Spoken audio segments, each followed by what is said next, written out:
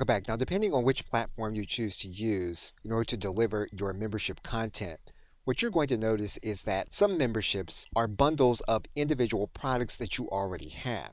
As the case, your customer may or may not have a search feature inside of their course area. You're now looking at ThriveCart Learn, and you'll notice here that the customer won't necessarily have a search feature to find specific courses on their course platform. However, this particular course platform actually does have a search feature for the individual products. And each of these individual products can be one product within a bundle that is your membership. One of the things you can do within specific courses is you can tag each course with specific categories. For example, we've chosen a specific category for this particular course.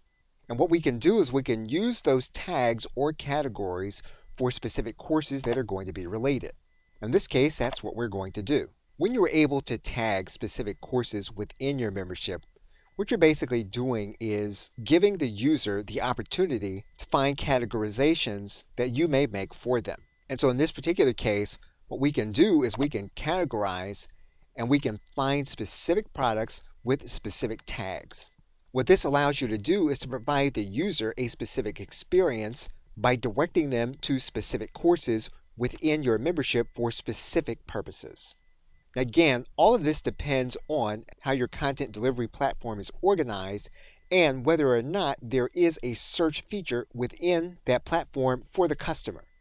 One thing you can do is when you have limited features, you can still add in specific tags and descriptors. However, you may need to designate them with a hashtag. In some cases, this may give your customer a workaround depending on how easy it will be to search for the description. Okay, so with that, thanks, and I will see you in another video.